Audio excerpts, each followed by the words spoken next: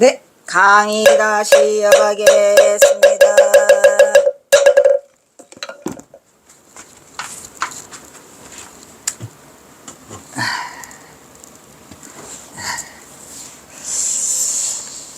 그 다음에 무슨 얘기?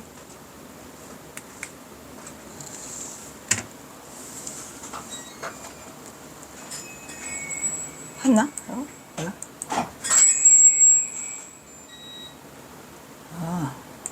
마지막 하다가 말고 가버렸네. 이씨, 이게 마지막이구나. 자, 이분하고 어떤 게 경어선사일까요? 여러분, 어떤 게 경어선사 같아요? 어떤 게 경하선사 옆에 분은 누구일까요? 네, 참고로 경어선사보다 키가 작아, 덩치가 작아. 누구일까요? 이거는 지금 해인사고, 이건 재산정원, 이거는 경어성. 땡땡땡. 내 맘이다 어쩔래. 자, 제 200장 홍유동 홍제암에서 채치원을 기리다. 봐, 제가 말했잖아요. 이 채치원하고 또 경어선사하고 인연이 찌들찌들한데, 또 채치원하고 해인사하고 인연이 찌들찌들, 경어선사도 해인사하고 인연이 찌들찌들. 비슷하다니까 항상. 자, 오늘은 보은 선생과 사명대사를 아련하고 싶다는 생각이 일자 경어는 문득 초실방을 빠져나와 아랫길로 냅다 달렸다. 왜? 고운 채치원도 홍제암에 그 자취가 있고, 사명대사도 그 홍제암에 그 자취가 있죠. 그래서 경어선사는 태설당보다 홍제암에서 많이 머물렀다고 하십니다. 그래서 홍제암에서 왜 뭐 일하는 일꾼들이 왔는데 뭐 엽전을 막 500냥을 이렇게 손가락에 걸어서 줬다 뭐 이런 얘기 있잖아요. 이야기가 많이 남아있는 곳이 홍제암이에요. 그리고 이제 홍유동 계곡이 거기가 있으니까 그곳에는 홍제암이 자리하고 있었던 것으로 경어는 언제나 해인사유는 홍제암부터 들려서 분당에 오는 버릇이 있었던 것이다. 그것은 바로 채치원과 사명당 때문이었으니 경어는 해인사 일주문 내일 옆에 두고 곧장 홍제암으로 발길을 찢었던. 그러니까 일주문 들어가기 전에 홍제암이 있어요. 왼쪽에. 접촉 산중의 가상골짜기는 고산준봉들이 사방에 둘러쳐 있는데 어둠을 재촉이나 하듯이 산비둘기들이 간간히 까까 울어대는 소리에 까마귀가 화답하고 있는 얼씨년스러운 날씨였더라. 그럼 뭐 한 초겨울 되려고 하는 건가?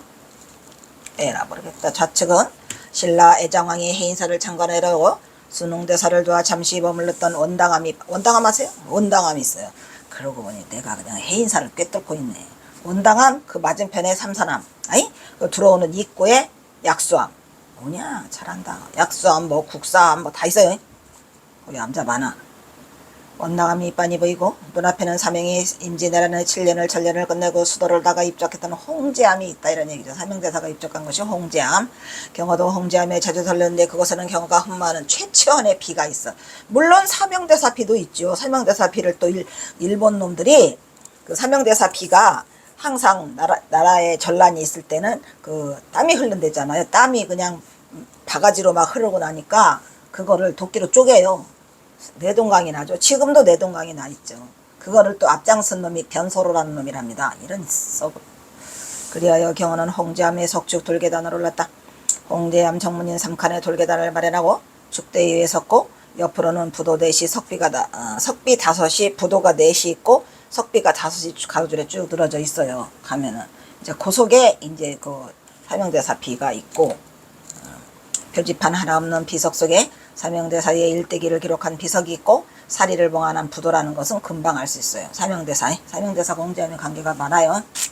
홍제암은 사명대사가 1608년에 선조의 하사로 창건하여 말년까지 수도하다가 입적한 곳으로 대사께서 입적한 1610년에 부도가 만들어졌고 비석은 1612년에 건립되었으니 경어는 커다란 석장비 앞으로 다가갔다.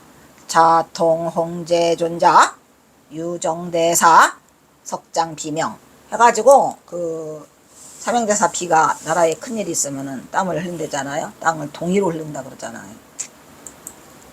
어쨌든 그것을 막지 못한 놈은 변서로놈이요. 썩을 놈. 친일파라는 전세초의 비명이 가로로 음각되고 유명조선 국자통 홍제존자 사명송운, 사명대사가 사명송운도 있어요.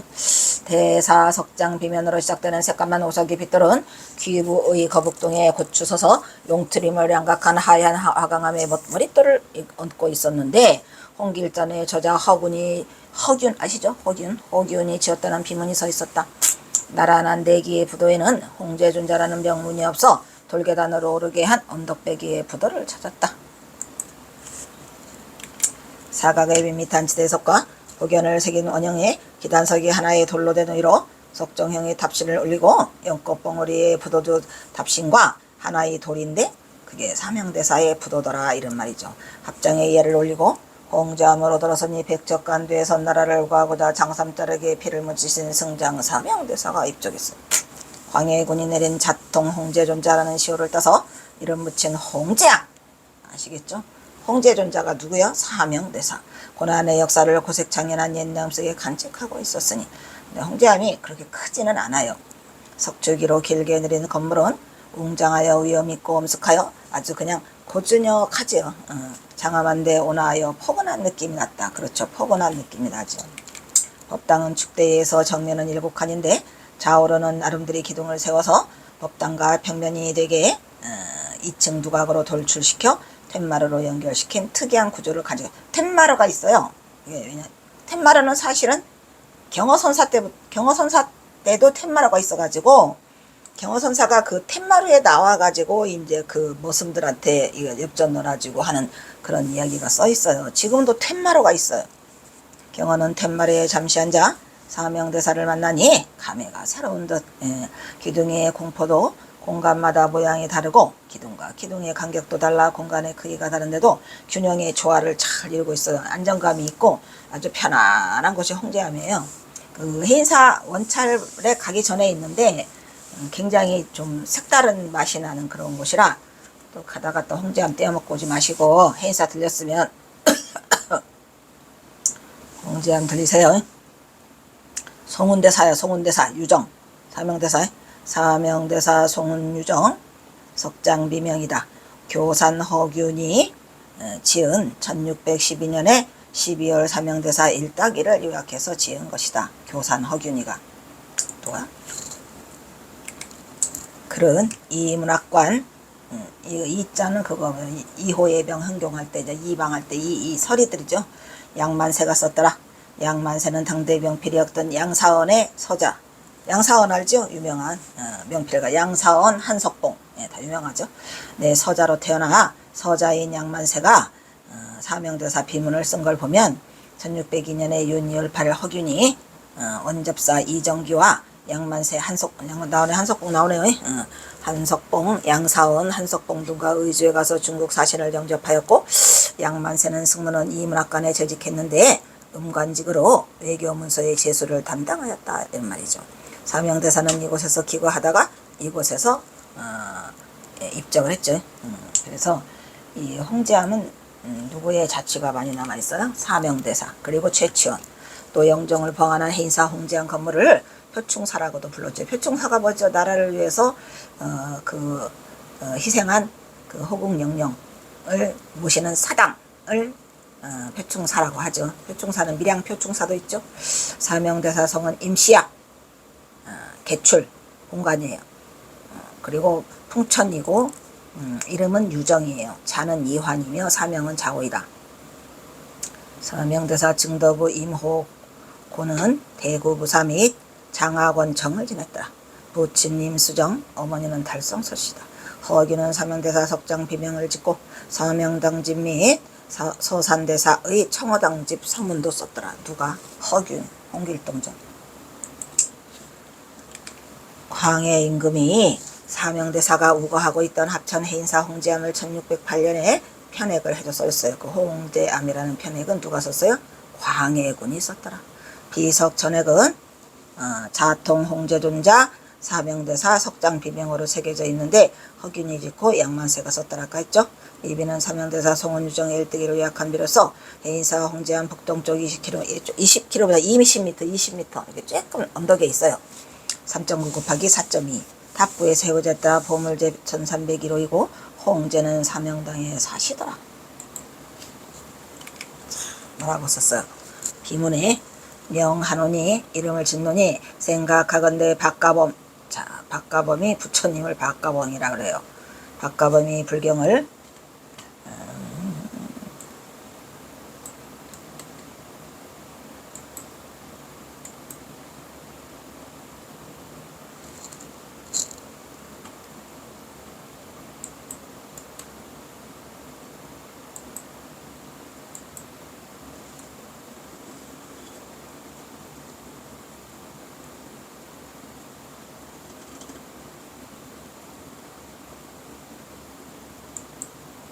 박가범은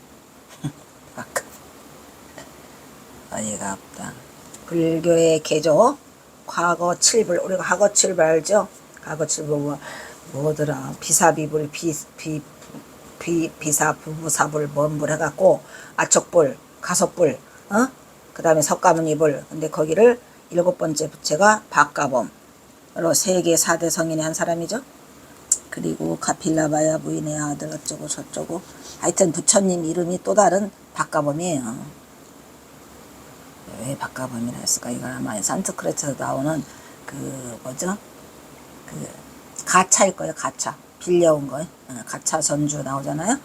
빌려온 그냥 이름만 글씨만 빌려온 거. 그래서 부처님이 불경을 천주교에 창법한 이유로 열반에 심요한 그 마음이 등불로서 전해졌도다. 진단은 중국을 진단이라고도 하죠. 동쪽 나라인 우리 사만은 우리나라죠.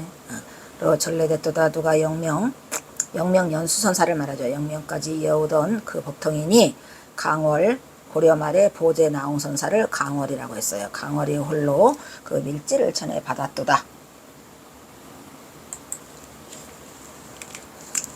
그 마지막 빛을 이은 법선 중에서 서산대사가 그 누구보다 앞장섰고 지혜의 햇불은 새벽에 밝히고 예지의 거울은 밤에 비추도다.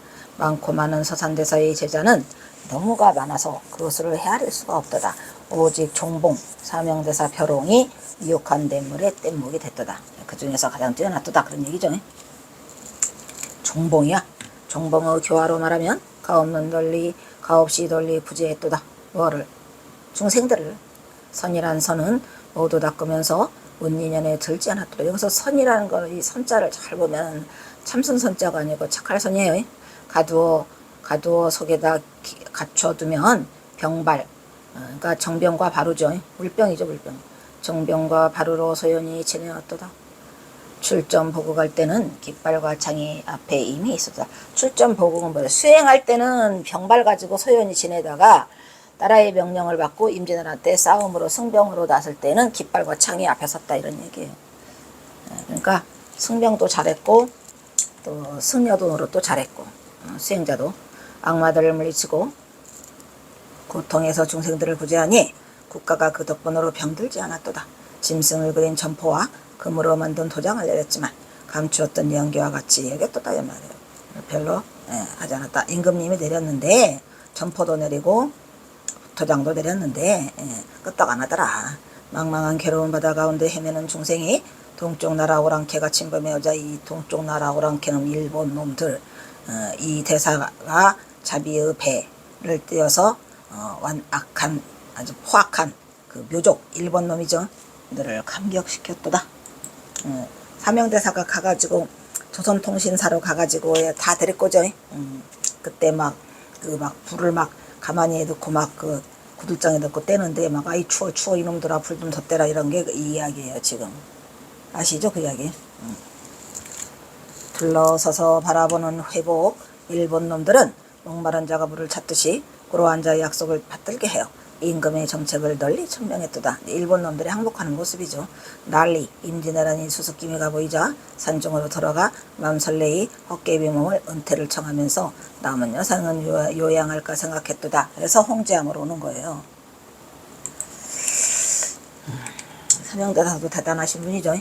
법당의 역군을 감독하다가 몸이 병든 것을 좋은 핑계로 절간에 불러나 한가라에 돈이며 어디서 홍제암에서 모두 내려놓고 편히 쉬었도다. 더욱 중현은 뭐요? 매우 현묘 중현을 연설하기를 기대했는데 어찌하여 쌍수 사찰 안에 큰 나무 사라쌍수라고 하죠. 사라쌍수에서 뭐해요? 부처님이 열반에 들죠. 큰 나무에 뜻하지 않게 인천 대중 몰려들었도다. 아니, 누가 썼어요? 허균이. 허균이 보니까 부처님을 믿을 똥 말똥 완전한 부처를 불자는 아닌 것 같고, 그냥 그 뭐시야 이게 지금 유교적 냄새와 불교적 냄새를 막 오고 가면서 정신없이 쓰고 계시네요. 딱하네. 알았어. 단특산. 단특산이 무엇이야 이게? 영축산을 말하나? 석가가 고행한 산이 무너지고 천지가 진동하니 나영강, 나영강에 그 부처님이 마지막에 그 수자타를 만난 뭐죠?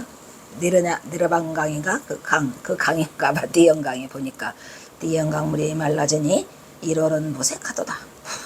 백호는 빛을 감추고 금불상은 미소를 이루다 갔나 보네. 정멸이 낙이라고 하더라도, 자, 정멸은 뭐예요? 완전한 열반에 드는 거죠. 그게 원래 즐거움이다 하더라도 중생들은 우매하여 눈물을 흘리도다. 죽었네. 열반에 드셨네. 참, 이 허균이라는 그 허균의 그 뭐야 이거 문체를 보니까 그 시기 하네. 야? 그 시기? 말 못해. 신실한 우리 불도들이 비단과 돈을 모금했도다. 탑과 사당을 세워 보답하니 스승님과 부처님의 은혜로다. 홍유동 모퉁이의 홍유동 깨우기죠. 상설 조상아를 봉안한 사당을 세우도다. 원력이 크기도 하니 겁이 다 안 들. 겁도 써놨네. 겁과 겁의 살에 얻어 하죠. 그러니까 부처님 얘기 쬐끔 그 시기 쬐끔이라고 하면서 겁이 다 안 들 없어지지 않도다. 뭐가? 은혜가 사명대사가 이 땅에 끼치고 간 중생들을 구하기 위해서 일본 놈들한테 가가지고 한 그것을 말하는 거죠. 찬송하는 노래 그치지 아니하니 석장비의 일을 글로 새겼도다. 두타는 빈것이 미소짓고, 두타가 뭐야? 두타 부처님이죠. 뭐. 마힐 이거 뭐야? 유마일인가 보다. 유마일은 유마일까지 다 나오네. 그 어지간히 조금 하는가 본데. 유마일은 말이 없도다. 가르치고 교화하는 두 가지에는 모두가 재전, 통발과 금을 성현의 사상을 전달하는 문자라다. 무쟁산매를 얻었거라. 무쟁산매. 무쟁산매가 뭐예요? 말로 논쟁하는 것이 아닌 말 없음에 이르렀다는 얘기죠. 무쟁산매에 문자고 하나는 말이 없음이고, 이게 뭐예요? 이심전심. 여기는 문자. 오마이 갓. 교화선을 막 다 주락펴락 하는 것 같구만, 그래요? 실, 진실과 권, 방편. 방편 알죠? 권교와 실교가 있잖아요. 실교는 진실교고, 권교는 방편문이잖아요. 네, 뭐 두 가지가 다 가해. 해와 달처럼 변함이 없으니, 만고의 길이 빛나도다. 형조참의 겸 대독간 허균찬. 형조 참여하셨구만. 승문원 이문학관 양만세서 서명해서 만역 40년 12월 세움. 비시는 일제대 나오네. 그 변서로놈이 앞장서 갖고 사명대사 그 변서로놈이 누구예요? 경호선사가 삼천국 써준 놈이야. 근데 또 요따위 행동을 하더라고. 우리 경호선사 노발대발 하셨어. 비시는 일제 때인 1943년 43년이면 경호집 나오는 해인데 해인사 친일 주지인 대처서 바이스 14세 변서로에게 참선국을 써줬는데, 변서로가 가야만 항선리 출생, 앞장서고 합정경찰서장 닥개우라가 민족혼을 불러일으킨다. 그게 작고, 그 사명대사 B가 민족혼을 불러일으킨다 해서 파손한 것을 1958년에 다시 붙여서 4조각 내 있어요. 한 조각은 해인산의 일경주제소 정문 디딤돌로 사용했어요. 이런 미친놈들. 야만의 흔적이 스명하다. 그러니까 4조각 낸 거를 한 조각은 일경주제소 정문에 디딤돌로 사용했다. 그거 밟고 지나가라 이런 얘기죠. 13세 때 변소로는 경호가 삼수갑선으로 떠나기 전 삼성공 내놔 을 써준 인물이었는데 후에 변절하여 친일파의 행적을 보이다니 경호선사가 이게 경천 통지할 일이죠. 참으로 통탄할 일이로다. 서로야! 석장비가 대동강나던 날 당시 해인사 직전주지 고경스님이죠. 고경스님은 정의농이 지은 영성으로 항해의식을 행인사 승려미 학인들에게 고치했다고 해갖고 합정경찰서로 연행됐어요. 고문동 후유증으로 1943년 1월에 사망했어요. 고경 스님이. 이러는 스님이 있는가 하면 변소라 같은 놈 친일파가 있어요. 변소라가 주지를 한 기간은, 그러니까 고경 스님이 앞에서 죽었고 그 이후에 변소라가 주지를 했죠. 1943년에 1938년 4월 25일에서 1944년 6월 4일까지 길게 됐다 이놈아. 주지가 2번이나 했다. 주지를 2번이나 했다. 앞서 이 고경 스님이 해인사 주지를 한 건 1933년 9월 8일서부터 1938년 4월 24일까지 하고 1943년에 죽었죠. 변소로는 경화가 1903년 삼수갑산으로 떠나기 전에 비진했던 일들을 처리하면서 해인사에 머무를 때 당시 주지였던 경화선사의 사형 항명 도일 있죠? 그 동학사에서 그 의무비공처 그 누구지? 3위? 원규 3위의 스승이에요. 그러니까 원규 3위는 나중에 또 뭐가 돼요? 동은 스님이 돼가지고 해인사 주지도 또 하러 와요. 이 항명 도일이 끌어가지고. 그리고 이제 나중에 개심사 주지를 많이 하죠. 항명 도일이 당시 13세인 변소로 제자에게 삼위승 시자에게 말하기를, 얘 서로야, 얘를 얘자를 이렇게 쓰면 안 되지. 서로야, 너 이 스님이 얼마나 훌륭한 스님인지도 아직 모를 게다. 나중을 생각해서 이 스님에게 쫄라가지고 글을 하나 미리 받아두거라. 사인 받는 거나 똑같아. 그래서 경화선사가 1903년에 삼수갑산으로 떠나시기 전에 해인사에서 이걸 써주세요. 이렇게 경화는 어린 삼위 변소로에게 한글로 쉽게 써준다 그래가지고 참선국을 써줬어요. 한글로. 떠나가니 그 참선국이 바로 지금 사부대중이 다 좋아하는 유명한 경화스님 참선국이 아니겠는가. 그 유명한 참선국을 기꺼이 써주시고, 삼이야 공부 잘하거라 이랬는데 이 새끼가 뭐가 됐어? 친일파가 되버렸어. 하여건만 변절자 현서로는 대처승의 친일파의 사명대사 비석을 부수는데 일본 놈들을 앞잡이로 민족의 배신자 변절자가 되었더라, 이런 얘기야. 이런 썩을 놈.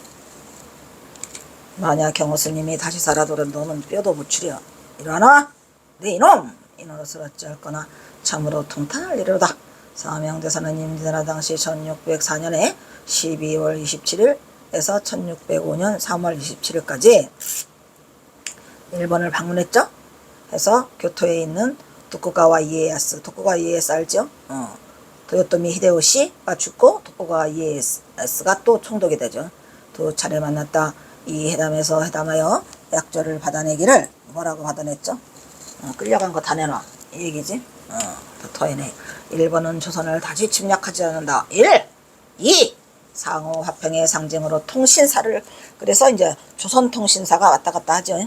3. 일본에 끌려간 피로인을 송환한다. 노비들 다 내놔. 4. 전란 중에 가져간 거 다 내놔. 선능과 정능을 도구라. 이런 선능 정능 있죠. 여기 역삼동 여기 바로 있잖아. 도구란 범인을 조선에 인도한다 등의 협의를 했다.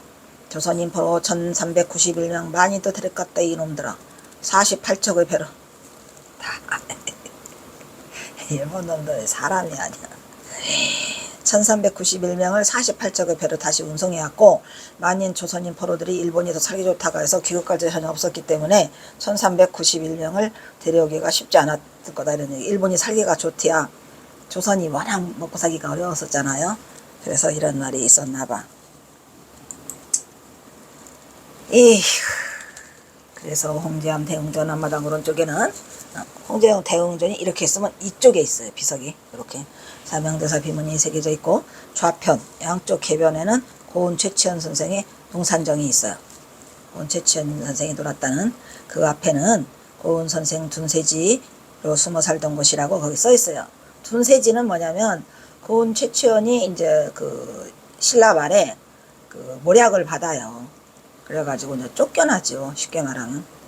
각조 자료를 조각내어 조각한 것 한 석비가 있으니 좌편 높은 곳에 고은 선생의 사당이 또 있더라. 그래서 경호는 이 홍제암을 아주 좋아했어요.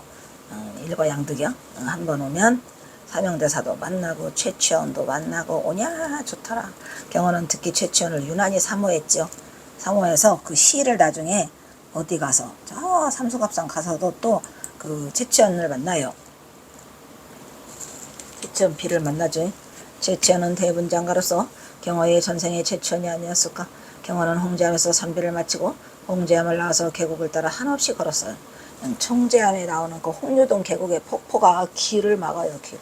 시원한 물줄기 소리는 우레같은 소리를 내며 물줄기는 바위를 휘감아내리며 이가 아니고 바위를 휘감아내리며 거침없이 물줄기를 뿜어내니 경호의 마음을 아는 듯 모르는 듯 계곡의 할머니는 잘도 화음을 맞추고 있었더라. 그리하여 경호는 한참을 가다가 바위에 걸터앉아 시원한 물줄기를 바라보다가 또 한번 지필목을 꺼내 오늘 또 자신은 시간 가는 줄도 모르고 시한수를 읊어대고 있었더라. 무슨 실까요? 가야산 홍유동이죠. 뭐. 보나마나 가야산 홍유동 좋다. 수근시소 수근만이요 많이 운정수석관이로다.